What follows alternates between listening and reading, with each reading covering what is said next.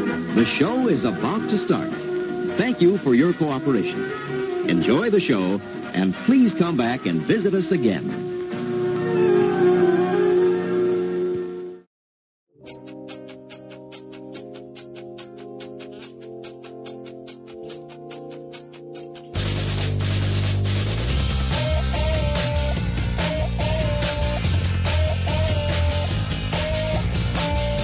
All right, everybody, and welcome back to the 9 Years podcast. What date are we this week? It's the 17th of January, 2019, episode 161. Nick Draper here with Stuart Deakins, as always, the AFC Wimbledon audio fanzine here to talk about wrestling and Luton Town.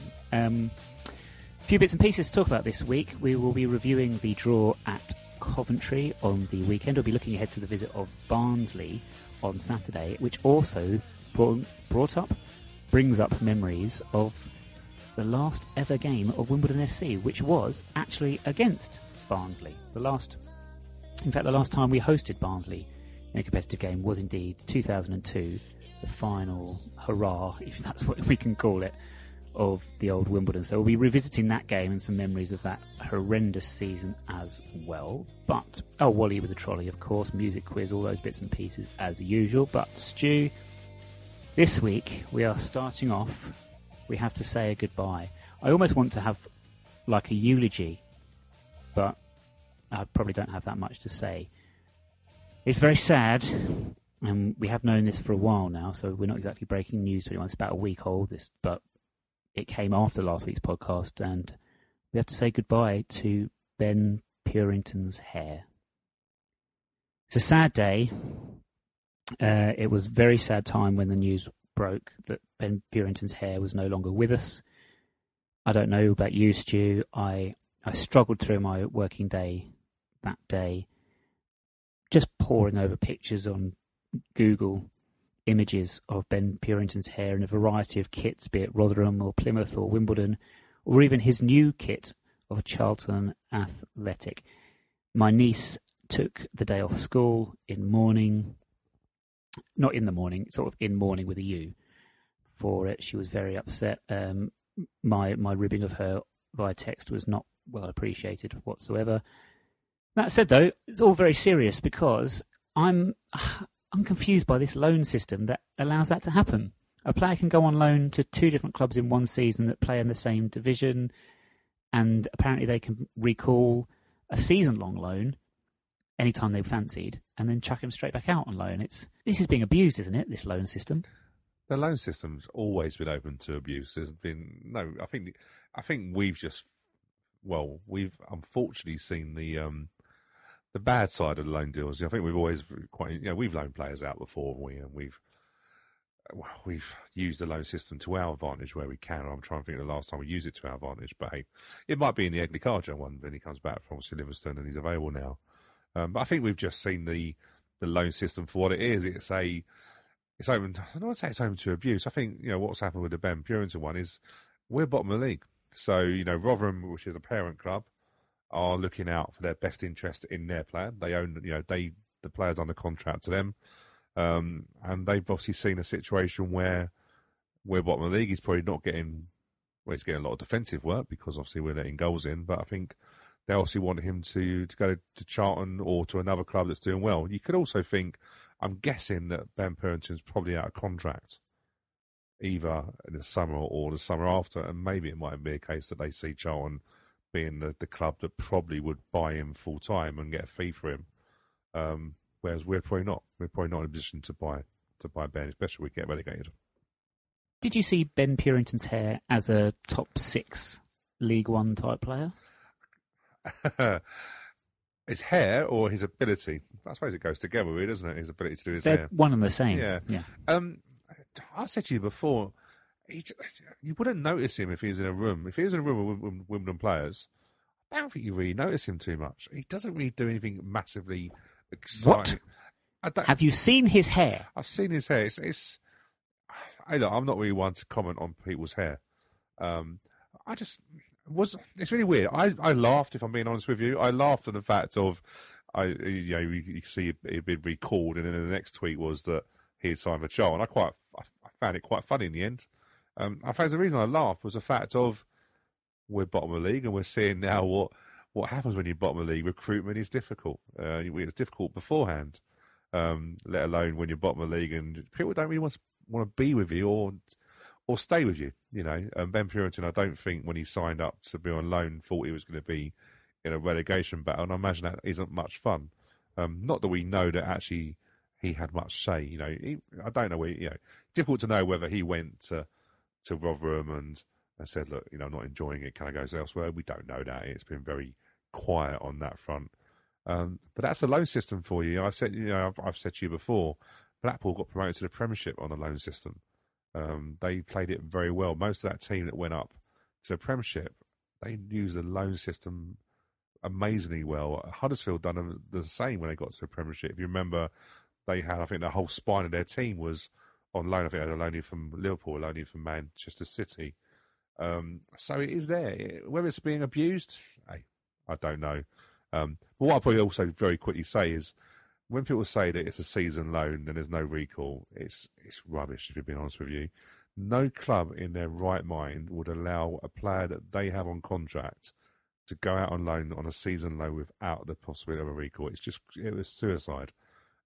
We've seen it before. Matt Tubbs, for example, he always had a recall option in the window. That's never changed. Is this a case, the final word I want to say on it, that the deal with Charlton, between Charlton and Rotherham, was being drawn up prior to us having any knowledge that Ben Puritan was being recalled? Or do you think we were given plenty of advance warning that this was what was going to happen? There must be. It'd be great actually to maybe get an ex-manager on one. So we can even ask one of our friend Dave Anderson, who, although his a lot of his dealings were in non-league, weren't they? But I imagine there is some sort of notice that they must give if they're going to recall, because you can't just all of a sudden send a fax over. A fax. I always laugh where they say the transfer deadline a fax must be received at a certain time. Who does faxes anymore? Stu, what is a fax? Exactly. I'm 24. I genuinely don't know. Of course. But yeah, I imagine there is such notice you must give. So I doubt very much, like I say, that they... I'm trying to think what day it was done now, but you can't just say a day before a game, oh, by the way, we're just going to recall that player. I imagine you have to give, 7 days notice or something, something along them lines. But yeah, whether Charlton probably went to Rotherham or heard through his agent that he might be available to move clubs. But yeah, because the ruling is you can only play for 2 clubs, can't you, in one season, which is obviously the hoo-ha that's going on between Forest Green Rovers and Bolton at the moment, isn't it?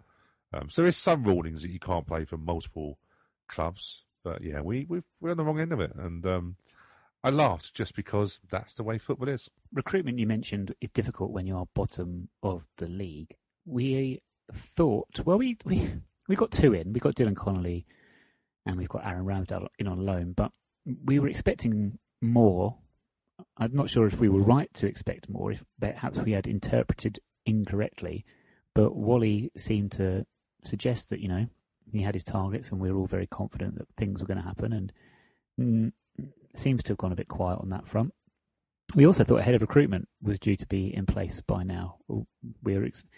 Notes from a Don's Trust meeting, in fact, hinted that Eric had said that perhaps this was going to be very, very early on in January, and we're still waiting. So just a bit up in the air, really, isn't it? We just seem to keep on keeping on at the moment with the squad we've got and the backroom staff that we've got.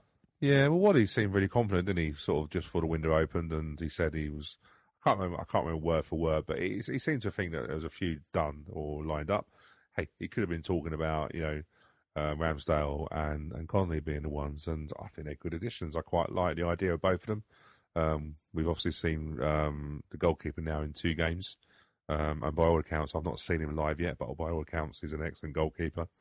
And Connolly got, 20 minutes against Coventry, and obviously got a development game in the week as well. So that's good news. The head of recruitment, you sort of sit there and think, I think if it's not happened and it doesn't look like it has, then meet the manager, which was mid-December, Waddy, remember he made me chuckle because he looked around the room to see if Eric, I think he calls him, it makes me laugh because Waddy calls him the chairman, which he's not. and sort of said, "Oh, his chairman gone," and then made a quote back, "Oh, were you stalking us today?" Because he insinuated that they were talking to the head of recruitment to that day. So it looks like that may have fallen through for whatever reason. You sort of have to wonder in a way now: is there any point of a head of recruitment in this season? Because ultimately, what's he going? The window doesn't now open to August unless we look at the fact that this head of recruitment can be making sure that we have our players ready for the window. But then equally, we don't know if we're going to be a League One club or a League Two club. So there's a lot of questions to answer on that. I think Waddy just got a bit excited, if I'm being honest with you. I think he's obviously it's his first experience of a Wimbledon transfer window. And as Neil Hardy found, I think sometimes the players you want may look available, but in the end, there's a lot of clubs going after the same players. And I think maybe his excitement maybe got the better of him, and he's probably a bit wiser for it already. Well, in terms of recruitment, I think there is one position that we are all desperately looking for someone to come in. I think it would be a huge lift if we could get someone in, especially if we can get someone in before the weekend, and that is a striker, a centre forward. Because a what? A striker? What's that? It's somebody that scores goals and plays high up the pitch. Oh, we got that. No, okay, sorry, okay, let me rephrase that. We are looking to recruit a striker who can stay fit and play for more than 6 weeks at a time, because ahead of the Coventry game, the news came through. Kwesi Appiah was not in the matchday squad for the trip to Coventry. We later, or very quickly after that, found out he picked up a hamstring injury in training. I assume this podcast comes out on Thursday. Thursday is the normal day, isn't it, for media stuff and when we hear from the manager. So I assume we'll get more details then. But it left us, again, without a striker. Mitch Pinnock had to play alone up front. 4-1-4-1 formation, as has become the norm, it seems, away from home. Well, probably going to be the same on Saturday, to be honest.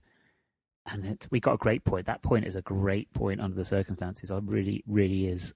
It's such a big ask of Mitch Pinnock to play as a lone striker, isn't it? Yeah, the problem is it takes away actually what he's good at, and he's actually been playing well recently as well. Had a good chance hit a crossbar against Coventry, but it's a tough role. I don't have an issue playing one up front away to Coventry. We may do that anyway. I think he's shown that he's quite comfortable playing that sort of defensive counter-attacking formation, but he's also been honest enough to say that the players fit have dictated his formation. So whether he was always going to play a 4-1-4-1 is debatable. I think he may play variations of that. I think we have to look and think that Will Nightingale playing in front of the back four is something that we probably would continue doing anyway. But yeah, the problem is with Kwesi is that when we hear about there's rumours around that he's got a buyout fee and teams are interested in him. It's why I said all along, sell him. Sell. Because we just don't know how many games he's going to play, and we haven't got to play, and we haven't got to accommodate a Kwesi Appiah. Teams that were interested may be able to do that, because actually Kwesi playing 20 games a season can be okay. We need Kwesi to play a lot more games than that. But, yeah, I feel sorry. I feel for Mitch Pinnock. He's doing a great job with that. But yeah, Kwesi, the only thing I would say is that it did take a little while for the information to come out. I think the thing is with Kwesi, the moment we saw that he wasn't in that starting lineup, we all went, "Oh, that's him gone then." Well, the problem is that if Kwesi continues to suffer with these injury problems, James Hansen is still injured and just won't get fit for any length of time. So without getting anyone else in, Jake Jervis and Joe Pigott are our strikers, and is there enough goals there to keep us up? No, we know that. They haven't got to be a rocket scientist to realise that we're in trouble with that. I think we need two forwards in, because Hansen is also the problem, isn't it? As well, we knew he didn't play enough games for Bury last season. We knew that, didn't we? I suppose we felt that we would be able to get more games out of him for whatever reason. Our injury record this season as a club is terrible, and Hansen is just continuing his injury record from last season. It makes you wonder actually whether he's got a long-term problem, and in hindsight, which is always a great thing, he wasn't probably the best signing to have. The frustration with Hansen is that when he plays, he looks a beast of a player out there, doesn't he? But how many times do you have to keep him coming back for him to get any length of time on the pitch? So we need to probably get, in my opinion, 2 players in forwards. I think we stay with Jervis. I think I've seen enough of Jervis to think that he will give us options off the bench. What he seems to be, however he's doing it, seems to be getting more out of him than we did previous to Waddy coming in. But yeah, we need him coming in. We've done well. It all depends. I hear through the grapevine that we're not going after just your average forward. We are going after top targets, and that's good. But we've done that before with Neil. We've missed out. So you have to wonder whether Waddy's got a strategy that he thinks maybe he's got some better contacts, or he can be entrusted with these loan players from Premiership clubs because of his background as a coach. But it looks like he is making sure he gets the best forward in, which suggests then that he means he wants to stay up. What I mean by that, of course, we all want to stay. We want to survive and not be in League Two next year. But whether you're serious or not is whether you actually go for those targets or you just, in a way, you build for next season. But it looks like he's really serious on staying up. As long as he gets them in, you have to think, as long as he gets them in before the window now. We go into a game against Barnsley. I think we've got enough there. Fleetwood, yeah. I'm not too sure we're going to beat Fleetwood, because to beat a team 3 times in a season is pushing your luck a little bit. And then we go into West Ham game. So realistically, a forward needs to be in place before we go to Sunderland, which will be a baptism of fire. Kwesi Apar, I think, I probably have to apologise for this. So the week before the Fleetwood game, I think I mentioned Pinnock and Bartram in their end product, and lo and behold, the following week they go and assist and score. And then last week I was praising Kwesi Apar and saying how much better he looks because he seems to be trusting his body more and not almost running. It felt like he was almost running on his heels almost. He was petrified of getting injured again, and he shrugged that off, and he was all action and putting in a shift and scoring goals and being absolutely amazing. And then he went and got injured. So, yeah, you can blame me for that one, everybody. My bad. But it just shows you, doesn't it? It just shows you, doesn't it? It just shows you that Kwesi's body, unfortunately, has had a lot of wear and tear through his injuries. And a hamstring injury can be, I'm not no medical professional, but a hamstring injury can be... What? I know, I'm surprised. I'm surprised myself that I'm not trained in that field. But... yeah, I think hamstring injury can be accumulated to a lot of reasons, and could generally be that one is maybe, I'm not saying trying too hard, but hamstring can be an injury picked up through pacey players who maybe it used to be accumulated to not warming up properly, but I think nowadays that doesn't really happen too much. But it's unfortunately Kwesi's body is struggling because of the injuries he's had, and it's more frustrating. I wasn't really too bothered beginning of the season when Kwesi was injured because we weren't really getting much out of him.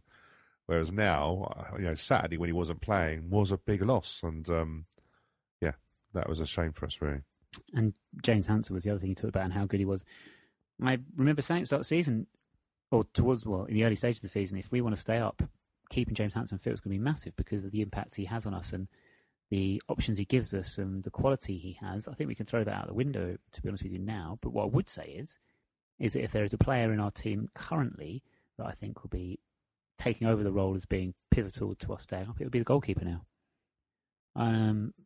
Ramsdale could, by himself, pick us up enough points to keep us in the division. I think we're looking, again, with a little bit of fortune as well, but another excellent performance to get the point at Coventry when we got the early goal, but we were on the back foot for pretty much all of that game, weren't we?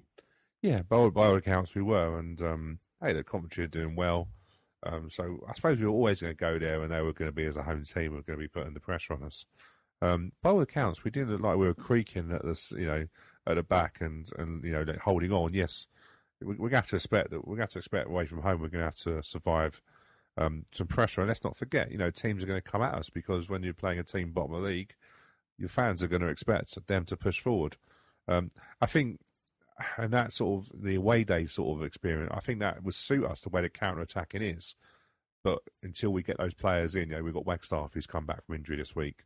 Until we get those forward players coming in, I think actually it will suit us to counter attack.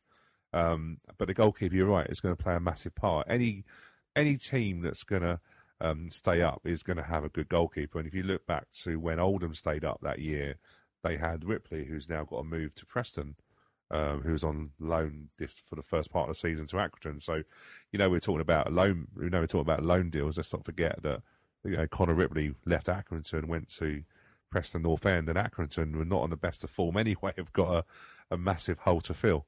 Not that he's a big goalkeeper, but you know what I mean. He has big feet. But yeah, I'm quite pleased with the goalkeeper. Seems like he's a good character.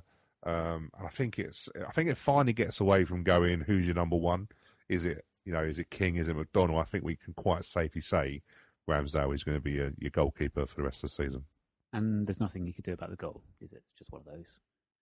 No, it's deflected, isn't it? It's deflected. It's probably going towards him, and it goes towards the corner. The problem you have is when you have that many people in the box, it doesn't take much for a deflection to take it away from the keeper. But you have to remember that was 74 minutes in, so they'd had a bit of pressure all the way through. So in the end, I think you could tell by the players' reactions that they were disappointed that they conceded the goal. Not for the fact that Coventry maybe didn't deserve the goal, but of course, the longer you survive on a 1-0 lead, you really want to try and hold on to that and take the 3 points, which on Saturday would have been a really valuable points because obviously everyone around us did really well. But I think it's really important to pick. The point is not a bad point in everyone on every match day. People are paying Plymouth are playing teams in the top of the league or so forth, and I think it's really important that we just concentrate on what we're doing. It's a really good point. It's just unfortunate that everyone around us decided to have a day of winning. Well, this is it. I mean, 5 points adrift. Well, I say adrift, you know what I mean. We're 5 points away from climbing out of the relegation zone as it stands. Goal difference probably makes that 6 points. And lots of improvements, but 2 points. 2 points from the last 9. So it's just a real struggle. And it's encouraging with the performances and what have you, and the players putting a shift in since Wally's come in. But, I mean, if you're a betting man, you've got to be thinking it's not going to happen for us. Especially when we talked, you referenced it earlier very quickly, but Barnsley, Fleetwood, Sunderland, the next 3. It's not going to be a great return from that, I wouldn't have thought. Yeah, you wouldn't think so. But then it is getting to that business time of the season where everyone's got a bit of pressure on you. Sunderland not running away with a league that some people thought they were going to. And look at, Pompey lost on the weekend, didn't they, to Blackpool, if I remember properly. Even though we know Blackpool are a decent side. But they're not, Barnsley coming to our place was always going to be a difficult game. When we looked at the beginning of the season, we looked at when we were going to be playing the teams that had obviously got relegated. Barnsley got a very good squad. But do you know what? I think it's I think a team visiting, so, the last time we lost at home was Shrewsbury at home. And if we remember back then in the beginning of November of how home games were very boring, is the word probably. But I think it's a totally different game now. So you're right. Barnsley coming to our place, our record at home is not great across the whole season, but we haven't lost in 4 home games now under Wally. I think it's a tough game for Barnsley now. On the road, I know we're going to sort of cover Barnsley's form later on in the podcast, but I think actually we have got a chance at home because Barnsley are coming to a regenerated team, but also regenerated fans. I think as fans, we are a lot more now. We can see what he's trying to do. We can see that what he's using the players better than what we feel Neil maybe did. The formation's better. We've got Will Nightingale playing in a position that, to be fair, I've always thought he could play probably midfield because he just tends to win a lot of headers. He's a big lump and he's got decent feet. But I think there's a little bit more belief now. But yeah, if you were going to say to me, if you were going to give me a tenner and I wanted to make sure I got a return, I probably would think that the odds on us getting relegated are. Yeah, I think we're going to have to really put a run together, a real massive run together for us to get out. But I don't think it's unachievable. But if you said to me now, what's your gut feeling? I would say I reckon we're probably going to end up relegated in probably 22nd or 21st place. Yeah, I'm sort of the same opinion. Just because there's so many teams in there, you've got to outperform. We've got to outperform 4 others. It's hard, but hey, let's try and be positive. well, that's pretty much summed up the Coventry game. They're not a great much deal we can talk about. The only thing perhaps what we're seeing with Wally as well is a little bit of change in fortunes. I've referenced this in previous weeks, but again, Coventry hit the bar very end, and they had one golden chance where he scuffed the ball. It's gone across the face of the goal. So maybe these things just starting to go for us, wherein perhaps under Neil they had stopped going for us. Certainly had done this season anyway. We'll talk about Barnsley, aren't we? We're going to talk about the last time we hosted Barnsley in a league game. But just very quickly, I know this is over a week ago now, but obviously we had and we spoke about it last week, the FA Cup and stuff like that. The West Ham game, which is one reason to be positive because we've got that televised, so that is confirmed on the Saturday evening on BT Sports at home to West Ham. I just want to get a quick opinion from Donstrust board member about that, actually, someone who's just been elected to Donstrust boards. That is Hannah Kitcher. Hannah, what do you say, talking about the FA Cup draw, what do you think the highlight for you of that FA Cup draw was? The spectacle of the actual pulling out of the balls. Well, blimey. I wasn't expecting that. Were you, Stu? No. I think we should probably just move on. No, I always thought you used to make the balls warm so that they got the draws they wanted, but that's a different slant on it, Hannah. Barnsley then. Wimbledon FC. The last game of the old Wimbledon with the old Wimbledon FC badge and Selhurst Park, of course. The last time we hosted Barnsley as a football club was the final day of the 2001-2002 season.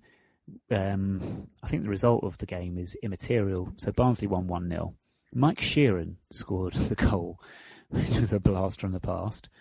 And Adam Nowland, of all people, missed a penalty, which I'd completely forgotten about. But that sort of pales into insignificance, really, doesn't it? No one really remembers the result. Barnsley, I'll say, they'd already been relegated that season. That season we had mid-table season. We didn't do anything. But it was an eventful day. There was a big protest because, well, we were about a month away from the 4 weeks away from the start of the FA Commission hearing into whether to allow the move to Milton Keynes. Fans, we'd been protesting all season and various things have been going on and happening and what have you, and it culminated with the Barnsley game with a turn your backs to the game protest, which, I think people will be surprised how much of a, what's the phrase I'm looking for, difference of opinion there was about doing that. Do you remember it, Stu? Do you have any memories of that at all, really? It's a long time ago now. Do you know what? I'm very unsure whether I actually went or not now. That tells you how much I really want to remember that game. Because that season as a whole was really tough, wasn't it? I'll be honest with you, when you brought the subject up, I was in my head of thinking, did I go or did I not go? Because I think, obviously, we were working in the club shop at the time. So my gut thing is, I think I was. But I remember that whole season as a whole. It was a horrible season. And I think the Barnsley was just that sort of typical end of season game. And, the fans at that point were just trying whatever they could to influence the decision, wasn't it, really, with that? I'll be truthful, I still look back here now and I'm still, even though for all the things that Wimbledon, AFC Wimbledon have achieved and some of the things that I've seen since the rebirth of AFC Wimbledon compared to what I saw in the Premiership days, I would never want to see, I'd hate to not have experienced, standing on a hay or whatever they call it, bales of hay. That's the word, isn't it? At Sandhurst or the roof at Feltham or, the coldest day on earth at Horley. There's many experiences I've had as an AFC Wimbledon fan that I wouldn't have had, if the events hadn't gone as they were. But I still look back and think in amazement how an FA could make that decision. But yeah, I think we learned an awful lot in ourselves that season. But yeah, I think it was right that the fans did it. I think in the end it didn't really matter what the fans did because the FA made an unbelievable decision based on really, well, I don't know what their logic was at all. Yeah, I think sometimes we talk about the whole Milton Keynes thing and people saying we've got AFC Wimbledon and we've done amazing things and we have done incredible things as AFC Wimbledon, what have you, and sort of looking 70 miles up the road and what that other lot are doing, and perhaps we should get over it and we're a bit obsessed and what have you. I mean, people have their difference of opinions, and if you can ignore them and get on, then fair play. You have my respect, actually, because I can't. And I can't for days like that day we had against Barnsley, for instance, and many days like it during that horrendous season, 2001, 2002. Absolutely horrible. That season and the events of that season that we all lived through were because of this move to Milton Keynes. So I look at that club up the motorway there, and it just... I'm never going to forget the memory of that season, that year. It was horrendous. And every time I see that club and think about that club, that's what I think of. I don't really think about them as an actual proper football club or anything like that. All I think about is the reason they're in existence and how they came to be in existence and what it meant for us and the supporters and all the fans. And not just the fans. Look, hey, that whole move, the consequences of that and the impact of that goes far, far wider than a group of football fans having to set up a new club in the lowest level of senior football and going again. We go again. You've got to think about the people that lost jobs, the people that had problems, the knock-on effects to their families, their personal lives during that year. Massive impact on it because of what went with it. And that's why I still get angry and very, very vengeful against that other lot because of the pain they caused that season. That game against Barnsley, I do remember it. I hated it. I'm going to be honest with you. I hated it. I remember it. I can't remember what minute it was. So there's a Facebook thread. So if you go to our Facebook page, facebook.com/9wireless podcast, we asked about it. Lots of replies, and we thank you. And there's loads of food for thought in all those replies. I implore you to go and have a read of those if you're on Facebook. And somebody referenced, apparently it was at half time or coming, or on as soon as the scoreboard got down to 45 minutes, that's when people turned their backs. I don't recall that being the case, but I don't know for sure. I can't remember. I remember it happening, though. And it was uncomfortable for me. It was really uncomfortable at the time. In a strange way now, I think it... Now, many years on, obviously, experience changes you and what have you. I look back on that whole season now and some of the things that happened, and in reality, you kind of feel like... Should we have actually done more? We were very polite and very respectful in what we did and what people did. Should there have been a next step? I don't know. Yeah, you wonder sometimes how other clubs would have dealt with it. You know, would Millwall have ever stood for that? No, there'd have been crikey. You can imagine Millwall being trying to be moved out and moved to wherever they were. I think the season as a whole was a really difficult season. The more I think about it, the more we talk about it, I've always got a feeling I was there. I think you sometimes try and block certain things from your mind. It was a horrible season. We were in the club shop. I was in the club shop, and I had many people happy to discuss. You know, many people saying, "Quit, don't work for a couple," and that. And I strongly, I say it now. I never for 1 minute believed that the FA would rubber stamp a deal. Never for 1 minute. And I'm quite happy to say now, I remember very much beginning of the season, Charles Cott would come into the club shop and went through his plans, and we were like, not interested. He knew very much that we didn't, weren't interested about what he was going to do. We very much thought that actually, you know what, they would get bored, they would leave, because why would the FA allow a football club to move up the motorway? It made no sense, never been done before.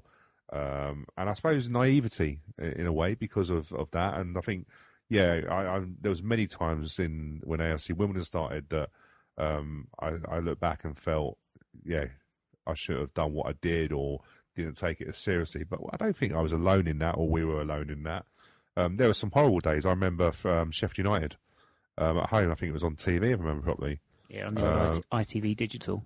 Yeah, and I remember it all. I remember us being chucked into obviously we were employees of the club shop, and we were chucked into the boardroom at that point, and you could see all the fans were demonstrating. I remember I could see many of my friends that were in there, and that was when I think what it did was it brought people against each other. Good friends that I've still got now, and I still talk to now, but at the time, there was a lot of emotions going on there, because I don't think anyone knew... I wouldn't say I don't think anyone knew what to do. We still obviously were instrumental in organising the protests and stuff. But, when you look at it, they probably were. low key. But again, I don't know whether everyone joined into it, because I don't think anyone actually felt, well, this is never going to happen. Of course, when it did, that outburst of disbelief come out. You know, the difference with it was that the moment, obviously, the decision was made, thankfully, we had some fans in place who I think we should always be not indebted to, because I don't think they want us to be, but no, you know, they don't want us to be, but we are. I mean, yeah, you know, Trevor Williams, Mark Jones, Ivor, Louise. all involved. Yeah, Louise, you know, all involved in driving that, and I think the thing about it was, I don't think any of us had a time to, I suppose, grieve is the word, because you'd lost a football club. And I don't know about you, but I know I have good mates who are QPR fans going, well, come to QPR, Stu. And I was sitting there going, I can't follow another club. That isn't what football's about. You can't just go, I'll go somewhere else, because you have a connection, a history, and all that sort of thing. But we're thankful for the fact that the motions went so quickly for AFC Wimbledon. Actually, in a way, you just got driven by the power of how quickly it went. I remember going to Wimbledon Community Centre, thinking I'll just go along and see what it was, and there was an amazing amount of energy in that room that I went from being, this ain't going to work, who's going to go to a non-league club, to all of a sudden going, I can't wait, where do I sign? It was a really, so many mixed emotions that accumulated from that Barnsley game. You're right. It was a very quick turnaround, wasn't it? In the lowest of the low to very quickly thinking, a bit of new, fresh hope, and also a bit of tiredness after, like I say, after that season. People, and it was Chris Stewart. I mean, I don't think we actually name-checked Chris ridiculously in that last little bit. But crazy did we miss him? Sorry, I do apologise. Yeah, but it was, he sort of said, you know, I just want to watch football. I think everyone was just knackered after that season and just like, you know what, we can't bang on about it. But I mean, in terms of that game, I guess we're saying a lot of things that perhaps a lot of our younger fans won't have any knowledge of. So this Barnsley game, to just give you the background on it, it was the final game, like I say, of that season, the final game of Wimbledon FC, and there was a protest during the game in which fans, all dressed in yellow T-shirts with "Back to Plough Lane" written on the back of them, turned their back basically to the game that was being played on the pitch, and voiced displeasure at what was happening. I think there was a few things that we were always, you say, because at the time I agree with you, I could not believe it was ever going to be allowed to happen. I thought it was a ridiculous notion that something like this would be allowed to happen, and perhaps it was naivety. There were many things working against us. Number one, we were no longer a Premier League team. That was a huge, massive strike against us, I think, in terms of media coverage. World Cup year, that overshadowed a lot of things as well. I mean, yeah. You talked about protests during the ITV game. No one was watching on ITV Digital as well. It was very difficult to get the message out there. I think fans did very well to get as much as they could, but a bizarre lack of interest really from the wider football world. If you imagine if that was to happen today, and it was referenced on that Facebook thread with social media and everything, I don't think it would happen whatsoever. Two, I think you might find that fans are a little bit more militant now as well. You're seeing the protests in Germany at the moment. We need to be about TV times and stuff like that. I mean, I'm not saying these are militant things, but people are sitting up and taking notice because of the things that they're doing. Actually boycotting matches, not going. Was it something like 25,000 Borussia Dortmund fans didn't go to a game because of the deliberate boycott, because of the things like that. We never took to that. Perhaps maybe we should. Holding up the games, we've seen it a lot with things being thrown on the pitch and things like that. One game in Germany where the fans were silent for the first 20 minutes. These are massive. These have impact, but we didn't have any of these things now. No, you're right. You hit it now on the head. Social media wasn't. If I'm going back to 2002, I'm thinking there was no Twitter, no Facebook. If I'm remembering, it probably was dial-up internet connection, probably like a 56k modem. I remember my nephews and my nieces always laugh when I talk about going back to. I always remind them when they have an Xbox that basically just loads, and I laugh sometimes now. I can download a game and play it. You know, my FIFA, I can download it. You try back in my day when you had a PlayStation and we had a cassette that you played a game on and didn't load at the end. That's when you have problems in life. But if we look about internet, it was dial-up internet. If I remember properly, The Weird and Wonderful World, which was by our good friend Mark Jones, was a real big communication tool, guest book, that was probably ahead of its times. But it was very difficult. If you didn't have internet, it was very difficult to drive a protest. And Whistler at that time did a great job. But if they had the tools now at Twitter, Facebook, anything, Instagram, if you had that power now, not only would you be able to get Wimbledon fans involved, you would get the football community involved, which you couldn't do back in 2002. So would it ever happen again? No, not because of the fact of it's gone so, because basically the disgust in the football world of it happening in the first place, but you would be able to do so much more, and you'd be able to instigate definite protests with more scheduling or more planning, rather than really it was very much word of mouth or an internet, if you were lucky enough to be on an internet package. I'm also thinking, and this is years of experience. Don't forget, Stu, in 2002, I'd have been like 8 years old. So yes, I don't 8 years old. Yeah, sorry, I forget. I mean, when you get to my age at 24, you sort of forget these things. Your mind starts to play tricks on you. Yeah, I mean, in terms of the actual day of the Barnsley game, the turning our backs and things like that. At the time, I said I had my reservations about it. I thought it was a bit harsh, maybe, on the players. The players don't really.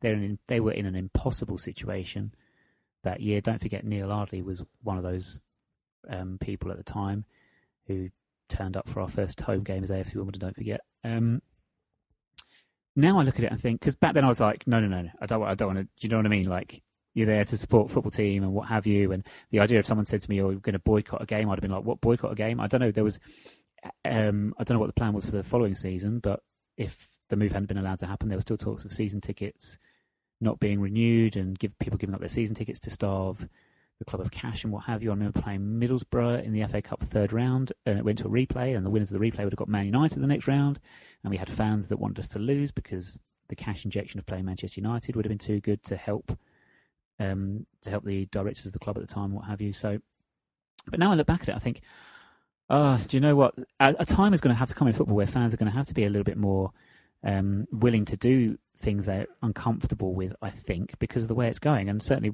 I referenced the Germany thing because of, we talked about it the other week on the podcast, didn't we? TV kickoff times, which are all over the shop at the moment, and how your traditional fans are being priced out, and TV is making it possible for people to travel to games, and it's not becoming. And it's not been for a long time, you could argue, but it seems to be getting even worse, if that's possible.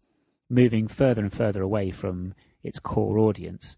And sometimes the only way to make people actually listen to you is to do things you're not comfortable with. I don't know if I'm right to advocate those things or not. You'd hope, especially at our football club, this would never come to it, of course. But maybe in the Premier League and stuff, it will have to. Yeah, there's a bigger. Yeah, if you look at the bigger picture, and nowadays, there was a massive problem with the Premiership. That's the phrase as well. Bigger picture, sorry. Yeah. Yeah, there's a massive problem with the Premiership, and so there's lots of problems with the Premiership in terms of it's now becoming a closed shop because the money in there is ridiculous. You've got clubs in the Championship that are basically gambling with the future of the clubs from his chairman by putting ridiculous amounts of money in to chase a dream of the Premiership, Premiership things. But if you look at the fans, I'll give you. It's an interesting. I've got a few Fulham fans at work who loved last season Championship. A great season, 20 games unbeaten. Or they won. Obviously, finished off winning at Wembley, but they hate this season. They hate, and they don't hate it for the fact of their club isn't doing very well. They hate the fact that they've got fan. I've got a girl at work who. Now she can't get a seat. She's got to pay a membership, and now it's 40, 50 quid to watch Arsenal. So, she's sort of going, well, why would you pay that amount of money? It might be on TV. Why are you paying through the roof when the clubs don't necessarily need the money from the gate? Then you have the games moved to. I chuckle because they now realise that actually having a game at 3:00 on a Saturday is really great. But now the Premiership, we don't always have that. So the Premiership bubble for fans, I think, is gradually starting to wave a little bit. But you do wonder how serious, because the problem you've got with the Premiership, and they've built, it's a marketing dream how they've got the Premiership to how it is. But how serious are the fans about boycotting? Because there's always someone else that will take that ticket. You know, if you look at, I looked at Tottenham game, Tottenham Man U game, was it Tottenham Chelsea? There was a shot of the fans, and all I saw, and I'm not for 1 minute saying they weren't, but they looked like to me tourist fans.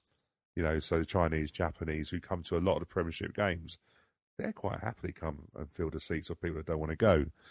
So yeah, it would be great if fans would vote with their feet, but I don't ever see 25,000 Man United fans not going or 25,000 Tottenham fans not going. I don't ever see that, to be honest with you. Would you like to see us go back to being Wimbledon FC? In terms of changing name and badge. Difficult one. I did until a couple of years ago, where we were, we've said before, we were kindly invited to a focus group with Charlie Talbot and Kevin Rye. That's his surname, Rye. I do apologise, Kevin. Kindly invited us to a focus group where there was actually some younger fans, and sorry, I'm such an idiot. I just imagine. Do you know what I'd like? I'd like Kevin Rye to have a documentary made about him by Jonathan Ross, and they could call it Ross on Rye. Oh dear, I worry sometimes how your brain thinks. But go back to the topic. They kindly invited us to a meeting, and there was some younger fans within that. You know, Mark Jones who was there, and there was some younger fans, and the question was asked about identity and very much the starting blocks to what does Wimbledon look like moving back to Plough Lane? What should we keep? What should we, stuff? And the younger fans said, no, all I know is it AFC Wimbledon. That's all I know. I don't want a name changed. And we've all said George. We don't forget George George is young. He looks old. He's got a lived-in face and he's got a hairstyle that looks like Kevin Keegan's in his heyday. But George also, I'm sure George won't mind me saying, George only ever sees Wimbledon as AFC Wimbledon. So I suppose being the older fan, I think, yeah, I'd love to go back to Wimbledon, but I'm not so convinced after that focus group and talking to some people that I know. I'm actually thinking AFC Wimbledon probably is the right thing to keep. Do you want to change the badge? Everyone done that, didn't they? I remember a period where QPR, Fulham, Arsenal all changed their badge. I don't think, to be honest with you, the badge is a bit of a... It's historically, badges have always changed through eras and through years. I don't think that's a big thing. I think we will be changing our badge. I think there are moves afoot to actually change the badge, but not necessarily change it back to what it was, if that makes sense. Yeah, it's very difficult, isn't it? Because, if you talk to fans and they go, are you the real Wimbledon? And, you have to go through about a rebirth and honours and all that sort of palaver. I suppose, Joe, I'm proud of both clubs. I'm proud of what Wimbledon FC was, and I was fortunate enough to see that through the 90s and until obviously rebirth AFC Wimbledon. I think I'm proud of both clubs really, in terms of both branches of the club. I think I'll keep it how it was. If the badge needs to be changed to embrace Plough Lane or something like that, then yeah, let's go with that. But like I say, until a couple of years ago, I was like, yeah, change back Wimbledon FC, but I'm not so sure. The biggest problem I have is about, a certain club up in Buckinghamshire still holding on to, a certain part of our history in terms of the Don side of it. That's a bigger issue for me. Yeah, also I think it's a bit of a millstone around their neck, which I don't think they appreciate, because people are like, why are you called Dons? Immediately it draws attention to what they did. So actually, in a way, I'm kind of happy then to keep it, because the court says, you got to live with that shame that what you did, and yet you seem to somehow think it's a badge of honour. But hey, they're a bit weird up there, aren't they? Let's be honest. Yes. To put it mildly, just out of interest, you mentioned a QPR fan saying, I'll go and watch QPR and what have you. Just crystal ball this Wayne's World sort of moment. What might have happened if AFC Wimbledon didn't happen for whatever reason? And there are many points along the journey that AFC Wimbledon could have fallen flat on its face. Yeah, it's a great question. It's a great question. I'll give you... Yeah. Well, I was just going to say, it is a great question. I think it's probably... I've thrown a couple of them at you. I suppose it's only fair, perhaps, if I answer one first. And I think initially, the logical thing for me to have done, and people are going to hate me saying this, but it would have been to go and watch Fulham, because growing up, I regularly went to go and watch Fulham. My dad was a Fulham fan. My first ever game was at Craven Cottage, so that would have been a natural thing. But also, in that year, I was the youngest ever person, Stu, as you know, at 8 years old, to go to university in 2002. So my tender years, I'd have ended up at Luton. It just would have happened. So in some respects, some people listening will be like, well, nothing really changed then, did it? Yeah, very good. Yeah, I think I probably would have, at the time, a lot of my friends were QPR fans, so my best mates were QPR fans, still are, unfortunately for them. I think I probably would have ended up going to games, whether I'd end up being supporting another club. I think I'd have found it very hard with that, because when you support a club, you basically, that is your club. For them not to be resistance, and also bearing in mind that club up in Buckinghamshire would have been there. I probably would have supported any club that played them every week, just to make sure that they were battered into submission. But yeah, a difficult one. I'm still, I try not to think too much. if we've noticed, yeah, well, exactly. But I probably would have gone QPR. When I was younger, I went to QPR.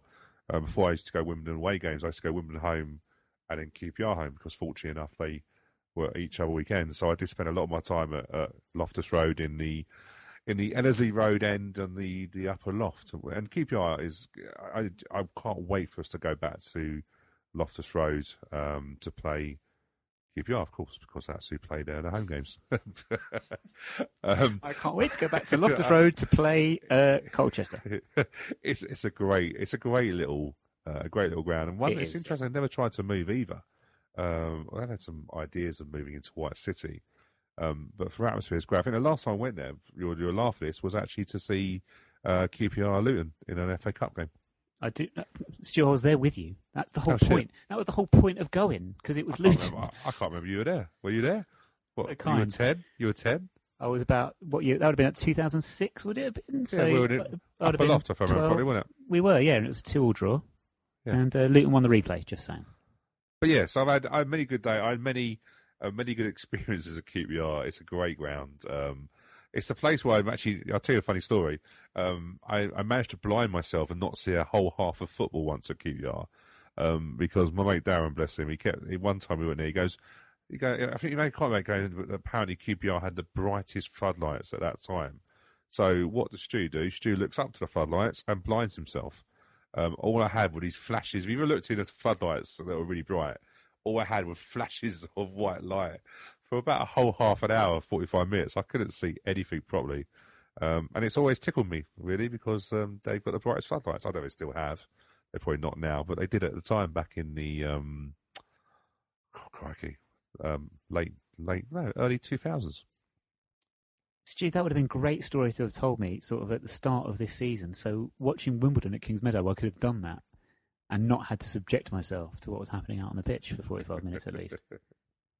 Well, yeah, but you don't want to do it now, because we're a good team to watch. We're better. The last thing I'll say is shout out to Wayne Carby, who messaged on the Facebook thread that I referenced. Apparently, I've forgotten this, but the weekend of that Barnsley game was also the weekend of WWE Backlash 2002. It might have been the last. I think it might have even been the last ever. It might have been the last ever WWF pay-per-view before they changed the name to WWE, and it had a wholly horrific main event between Hulk Hogan and Triple H. Absolutely awful. Thanks for that memory, Wayne. Facebook.com/9wireless podcast. Check out that thread. It does make for fascinating reading.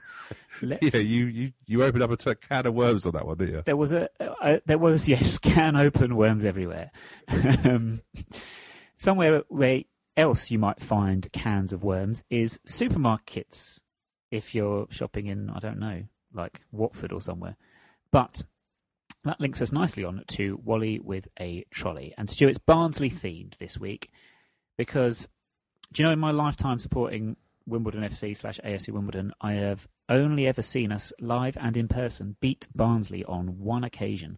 Granted, we've not played them that many times, but I think we've only actually beat them twice in my time supporting Wimbledon, possibly 3 times. Oh no, I tell a lie. Did we not beat them in the FA Cup one year? Oh, that's gonna mess up my theory or my reasoning behind doing this game, but never mind. We did. Dave Bassett managed Barnsley down the season.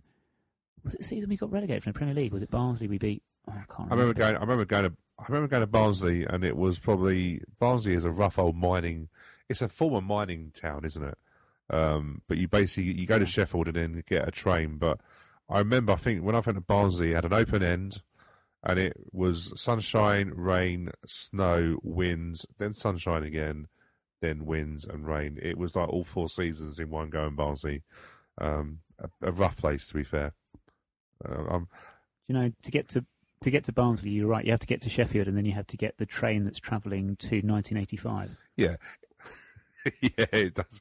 It's one of those ones. If you basically sign for Barnsley, you don't live in Barnsley, you live in Sheffield. Like if you sign for Bradford, you live in Leeds. Yeah, it's not a place you want to live. Or if you sign for Watford, you live anywhere else. Okay, well, in my lifetime then, I've totally forgotten that FA Cup game. It was the season we got relegated. We beat them 1-0. I think Carl Court scored the winner. Dave Bassett was managing Barnsley at the time. So rubbish is that. However, I can still go from the angle that I've only ever seen us beat them in a league game once, because the only other time we beat them in a league game, I didn't go because it was away at Oakwell at midday and it was live on Sky. So I watched it on TV, funnily enough. And Damien Francis scored an injury time winner in a 1-0 win. However, Stu, do you remember playing Barnsley in the Premier League at Selhurst Park? Possibly. That's not an answer. Do you remember the one time we played Barnsley at home in the Premier League? It was in 1997. Do you remember the score? It's not a 5-0 game, is it? No, that was Watford. Damn, I just thought, no, I don't remember the score at all. I very much don't remember us playing Barnsley, but then this is 1997 where... That's many years ago. You're quite lucky. You're younger than me. I was three at the time, but I have vivid memories of it. I don't know how many times I've made that joke on this week's show. It's probably getting to the point of absurdity. We beat them 4-1. We were 1-0 down at half-time to Barnsley and were booed off. And Joe Kinnear was not very happy about it. He never was. And then we came back in the second half and scored 4 second-half goals. Midweek victory. My question this week, Stu, basically is... Wally's gone shopping in his supermarket, which this week is... Let's go for Sainsbury's.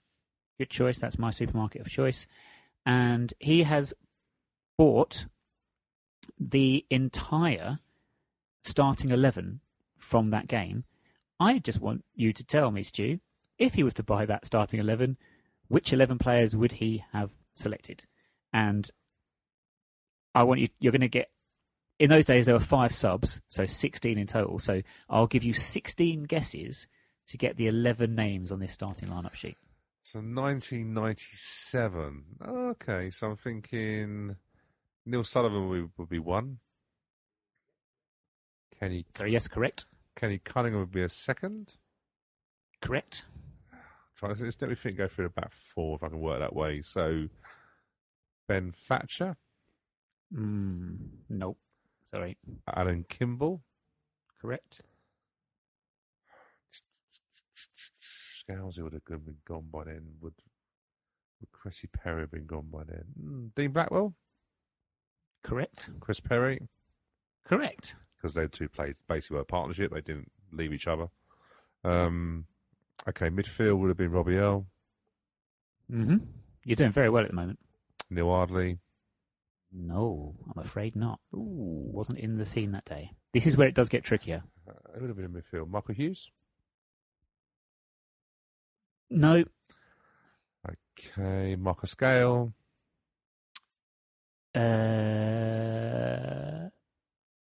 No. Really? Really? Okay. And yeah. Carl Court? Yeah. Yes, Carl Court, yes. Jason Ewell? Yep. Let's go for a real odd one. Mark Kennedy? I'm afraid not, no. Oh, great. So who would have been... How many guesses have I got left? You have got 3 guesses left, but you can't get... You've got 5 incorrect, so you can't get any more incorrect. So you've got 3 more players to identify, and you have to get them all right.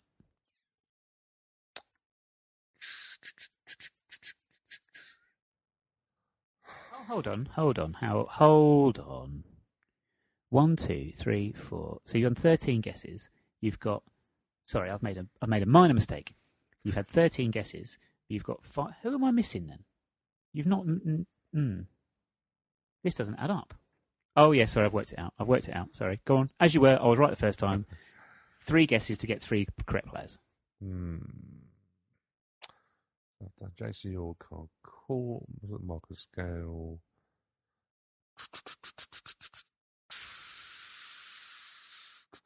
Trond Anderson? It was too early for Trond, I'm afraid. That's what I thought. Oh, okay. How did I get in the end? Well, you did well. You got 8. I can live with that. You still have 2 more guesses if you want, but you wouldn't be able to win. Who would you say? Go on. Yeah, was Vinny one of them? Beat me to it. Yeah, Vinny was one of them. So who are the remaining 2? One of which was a goal. Both of whom actually scored in this game. Dean Holsworth? No, he's on the bench. Who else played for us at that time then? There's quite a famous Wimbledon striker of that era that you've not mentioned yet. Ash would have been gone by then. He would have done, yeah. Perhaps someone else, Nigerian maybe. Oh, damn. How did I forget the Chief? I forget him sometimes. You have to say who it is. Efanakuku. I forget him sometimes. And if I could have laid money, and I should have done this before, or the last player you're going to get if you... Oh, I know who'd played with him now. I'm just thinking... Go on. Andy Clark. He was on the bench. Okay. Gareth Ainsworth. Nope. Too early for him, I think. Who have I forgot? You said Michael Hughes earlier. Oh, Kerry Hughes. Kerry Hughes. No way hardly played any games. Yeah, but I think that was his one and only goal for us. Like, we got him from Luton as a token offer. Must have been some sort of friendly offer to Luton. Great player if he came from Luton. God, yeah. So there you go. Okay, that's quite interesting. Yeah, so that was the 11. So it was Sullivan, Cunningham, Kimball, Perry, Blackwell, as you got us back 5. I'm guessing we played like a 4-3-3, I'm guessing, with Robbie Earle, Vinnie Jones, Kerry Hughes midfield, and then Court, Okoku and Yule as a front 3. So there you go. Good team, that. Great team, underperforming that season. And you could argue, much like our current side underperforming, depending on your expectations. But our current team go to Barnsley this weekend. Stu, going to run through these very quickly and just a score prediction at the end. Barnsley are 5th in League One. They won 3-0 on the weekend against Bradford, who are struggling as well. They are 6 unbeaten in the league. But as you were sort of alluding to earlier, they can be hit and miss away from home. They've got 6 wins. All 5 of their league defeats this season have come away from home. They've not lost at home. We went there in August and got a 0-0 draw, but they have goal scorers. Kiefer Moore's got 14 goals this season.